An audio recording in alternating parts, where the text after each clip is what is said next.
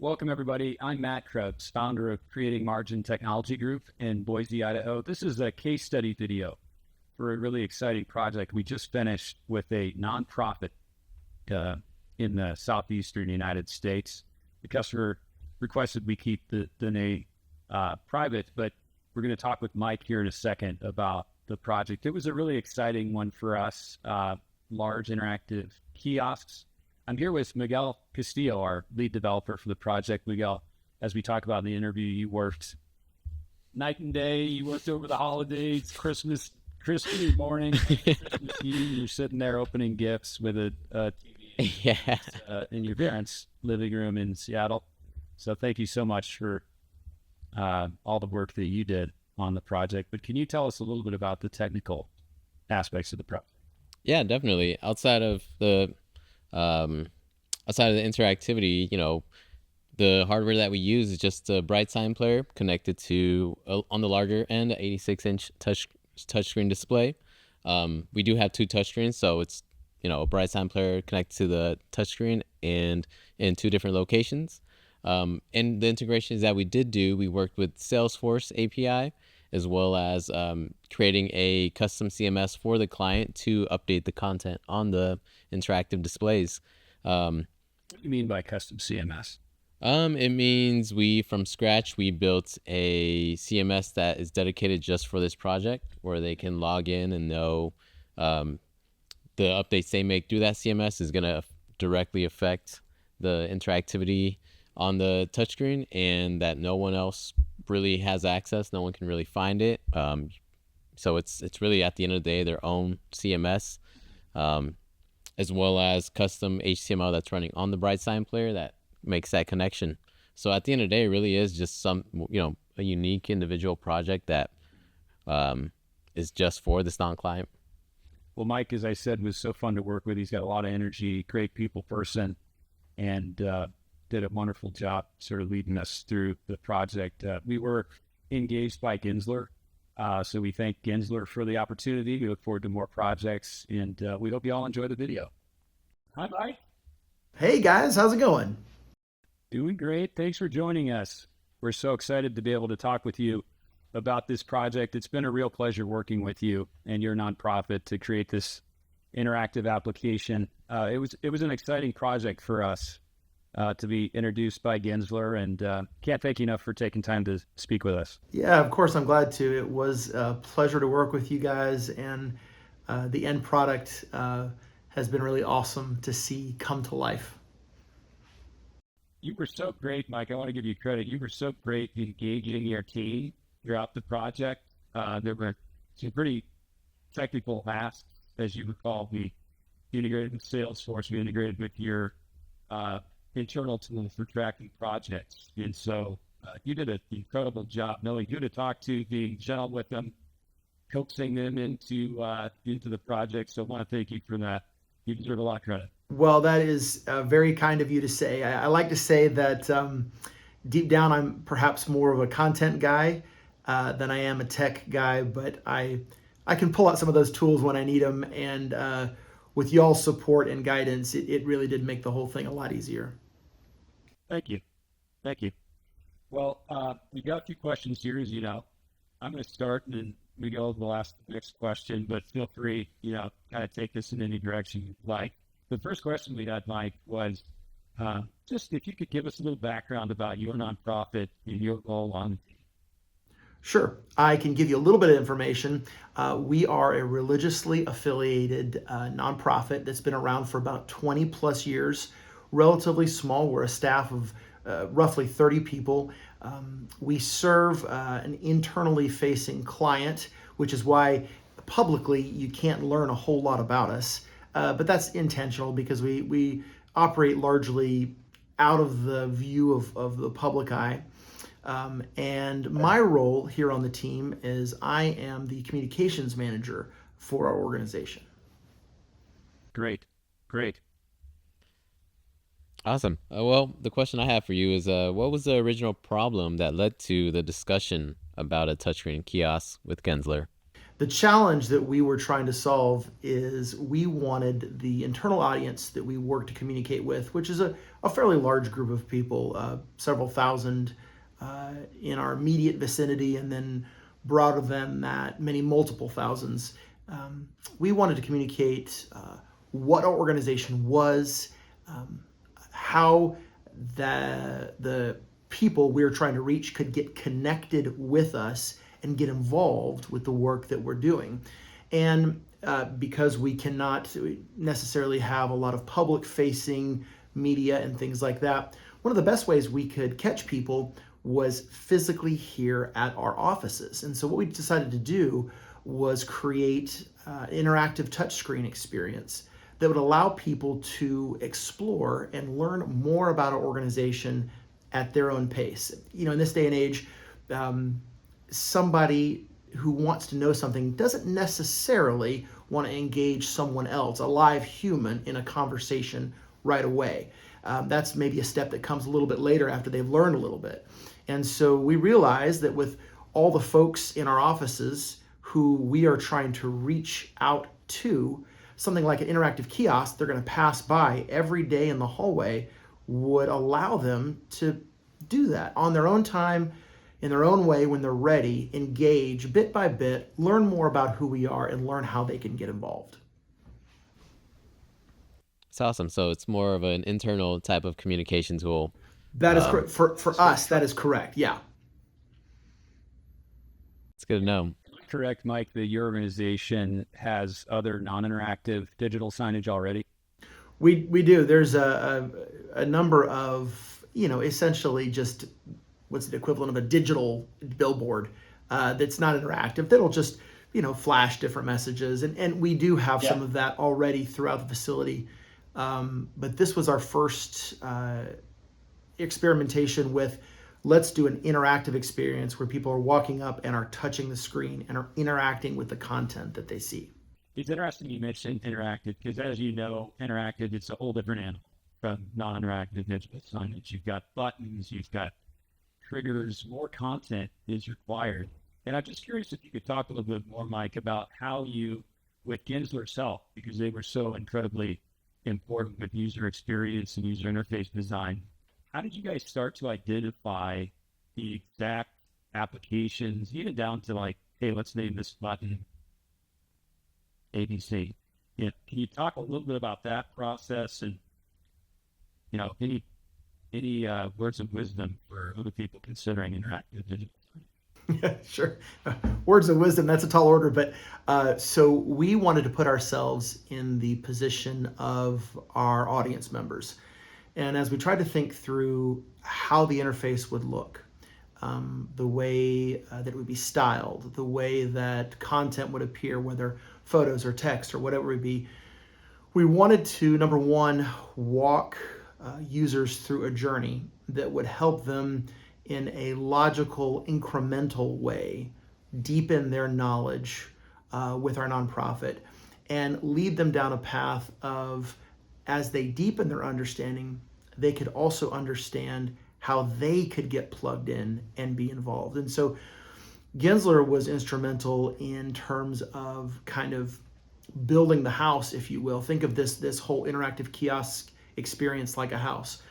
So Gensler designed how the house would look, the exterior, and then my team worked very closely to decide, okay, what are we going to fill that house with? What color are the walls going to be? What's the furniture that's going to be in all the different rooms? And why is that furniture going to be there? And what is the purpose of that room? So think of it in that context. And so that's how it was built. And of course, then you guys, Creating Margin, came in and y'all physically did the building. You took everything that we had dreamt up and you actually made it happen. And so to your original question, we wanted our users to, as they experience this content, we wanted them to end up at a place to know how they could fit in. And so we designed everything from that perspective. Yeah, I definitely get that. Sense of designing around, attracting people who are walking by to learn a little bit more, kind of capture their attention to deep dive into, what it really means to be part of your nonprofit. As I was building it, I was learning a little bit more about it. And, by the time we had that final product, I was, even though I was working with it, it still blew me away from the initial design, to even how our teams work together. I think, Gensler really provided awesome designs and, any support we needed from them. I think, from your support, you were really able to push things forward. Anything we needed, any information we were, still missing, you were able to get it to us as soon as possible. And I think from our end, we kind of really, I think we learned a lot, both on design, both on how to really work with different parties. So, from your experience, how was it working with our team? Miguel, I think Creating Margin was an awesome partner to work with. So, here's the honest truth. I think what Creating Margin did was take a pretty tall order for a completely custom build and bring it to life. And they did it. Now, Gensler, who, again, if we think of them as kind of the architects who came up with the basic design of the house, Gensler, obviously very professional. They do this sort of thing a lot. So that was very natural for them. For my team, then, we had to understand how that process worked. We also had to understand at least a little bit about how the building would work, the actual putting together of the house. And then we had to figure out all the content that would go inside. And I think what Creating Margin, well, one of the many things that Creating Margin did very, very well was y'all were willing to really walk through us at any point in the process where we were stumbling or unsure, needed assistance. For example, and I know we may talk about this a bit later, but we came up with the idea that we really wanted to do a Salesforce integration. And that idea was somewhat last minute, and we were not even 100% sure if that would work. When I suggested that, we did not know for sure if we could even make that happen, given the various technical limitations that existed, not from Creating Margin or from Gensler's end, but on our end, our nonprofit's end. And so you guys were just awesome to work with. You were able to help us make that happen. You were incredibly flexible when we had design changes we wanted to see. Like, we may have an initial version, we saw how it worked, and we thought, okay, we like that, but it's not exactly how we'd like it to work, or it's maybe not quite optimal for the user experience for whatever reason. Creating Margin was awesome. You guys were awesome in terms of allowing us the flexibility to kind of sometimes actively think through some changes that needed to be made on the fly or somewhat on the fly. You were very adaptable. So as we built this thing that we had never built before, you allowed us to change direction a little here and there. That was incredibly useful. And I think y'all were very, very responsive, like a lot of very frequent communication going back and forth. And that's what really helped keep our project moving and on track. I think one of the big things that I took away from this project is how important, good communication is from all teams, whether it's just including everyone in the same emails or just, I think what Gensler really helped is they were the ones who made those weekly meetings to ensure, hey, everyone, it may not be the biggest progress update, but it's just, keeping everyone in the loop, seeing the progress that has been made, and just ensuring that, the progress, big or small, is continuing. And so I think that's something that we've kind of taken away from it and are starting to incorporate in our new projects as well. As, hey, at the end of the day, if we can communicate with the customer, everyone's going to be happy, everyone's going to be on the same page, and we know that project we're going to deliver at the end is exactly what we've envisioned and talked about.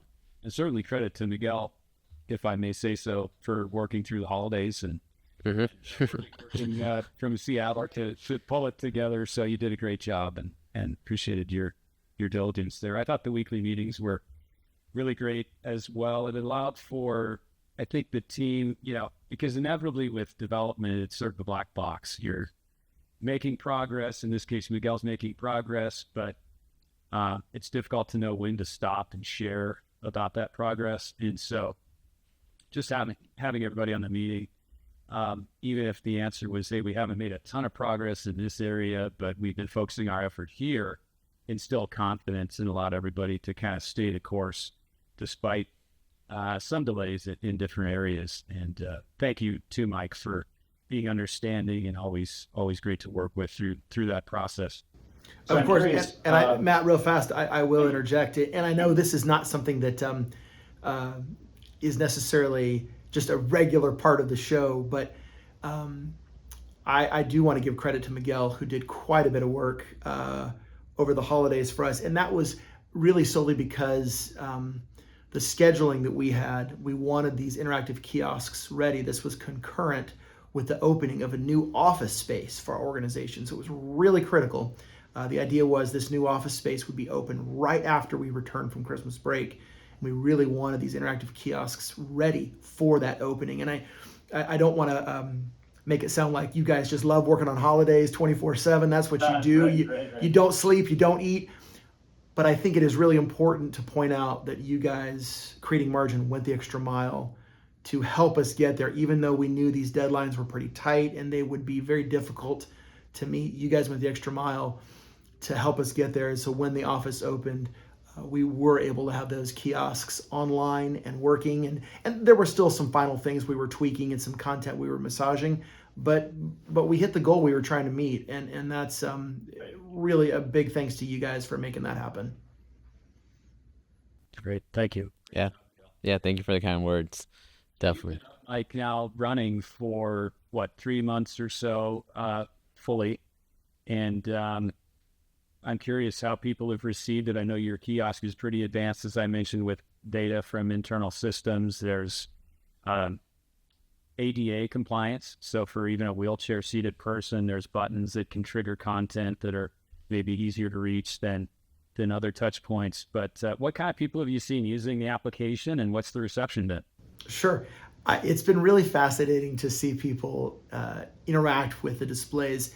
As I mentioned, a lot of the displays that are already existing around our campus are not touchscreens. They're just digital billboards. And so people aren't used to touching them. And so there's been some moments when we realize there's some education we have to do on our part to make folks realize, hey, this is different. You can touch this. You can interact with it. And so we conquered that in a variety of different ways. But it's really fun to watch someone walk up to the displays are shortly outside my office, and when they begin to interact with it, there's a screensaver that plays to catch attention while it's not being actively used. And then once somebody touches it, it enters into active mode and the display changes, and you begin to have options and content that you can interact with. And there are videos you can watch, there are things you can read, there are photos you can look at. And there is a very brief trailer video that plays right at the beginning when you first begin to interact with the touchscreens, the kiosks.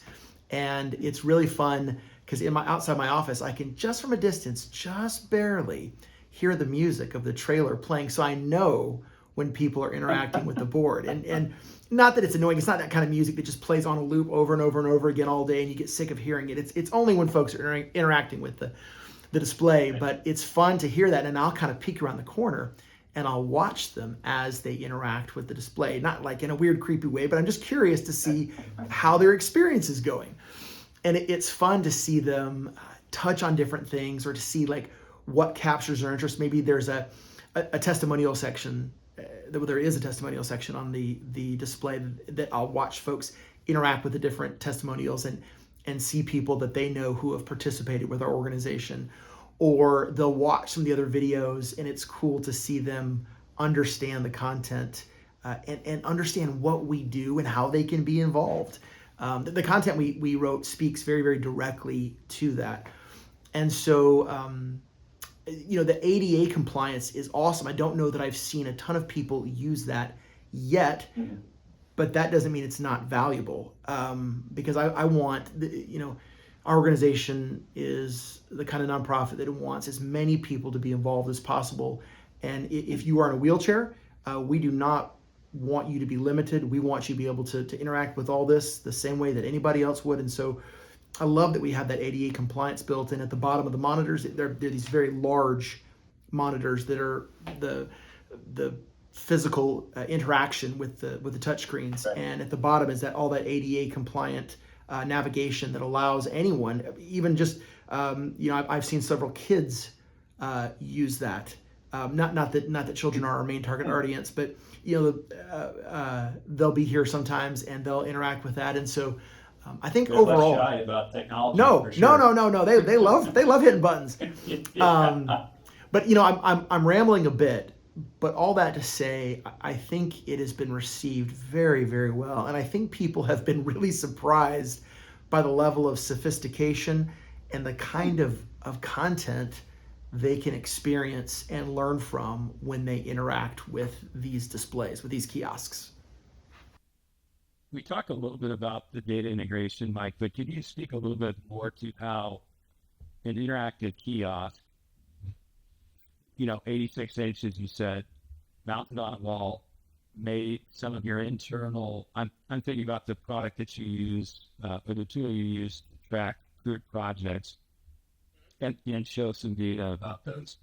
Can you speak to how that is sort of better fit for digital signage than maybe, I know you have a phone app as well. Can you speak at all about the advantages of a digital sign for that, interactive like that? Sure. And I'll start by explaining the reason we wanted this. So we offer a whole variety of projects throughout a given year that volunteers can participate in. The projects have different start and end dates. They have different requirements. They have different number of folks who can be involved in a particular project. And we realized rather than users being able to kind of learn about those different projects in a general sense, we thought, what if we integrate real live information into the display, into the kiosk, so that they could actually see in real time things they could potentially participate in. And so that's where the Salesforce integration came in, because that's just a very common tool that's used. And Right. The integration we're able to do would allow people to see all that project information in real time. They can see perhaps when a project is full and is not accepting any additional volunteers. No problem. They know that one's not an option for them, but they can look a little further through the year and find, oh, well, this one is accepting volunteers.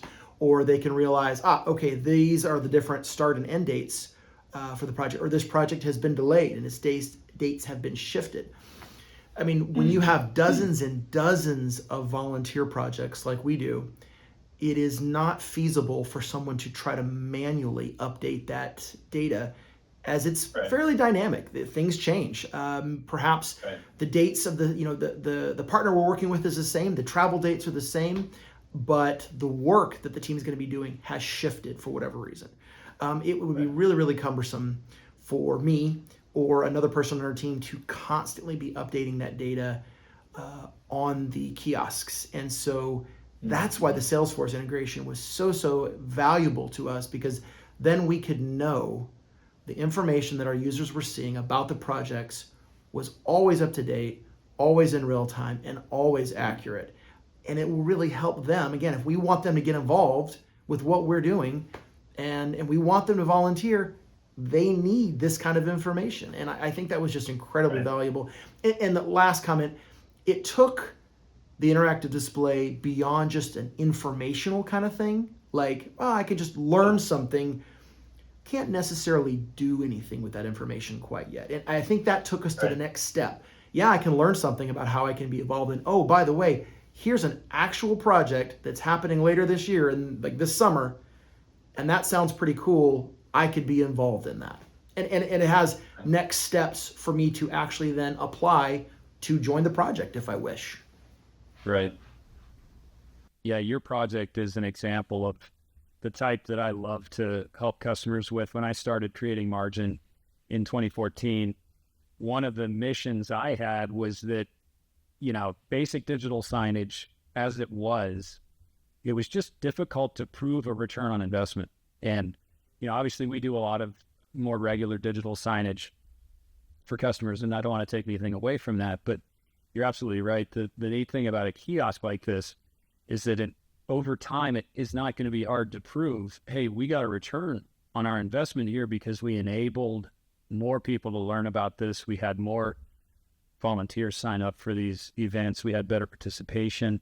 So it really is exciting from our standpoint as content people. Yeah. Because there's a real value out there.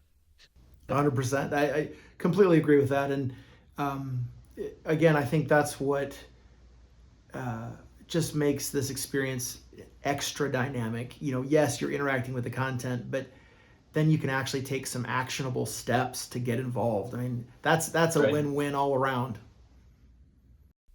Yep. Well, man, thank you so much, Mike. Just want to thank you again. It was a real pleasure working with you. Thank you for taking the time to speak with us today, and we'll be in touch. Yeah, we look forward to more projects. Yeah, us Right. too. And again, just really want to thank Matt and Miguel and everybody at Creating Margin and at Gensler who worked on this project. Right. Just a wonderful team to work with, and so pleased with how this project turned out in the end. And the truth is, we're going to be reaping returns on that investment for many years to come. Wonderful. Thank you, Mike. Thank you, Mike. Thanks, guys. Well, what a great project to work on with Mike. We're looking forward to more work with him. And, if you have any questions about working with Creating Margin, if you're interested in interactive or non-interactive digital signage, we're the group for you. We're the partner for you. And we look forward to meeting with you and talking about your particular needs. As Mike mentioned, we're comfortable doing custom work for any need. And we really specialize in those technical, high functional projects. So thanks again for watching.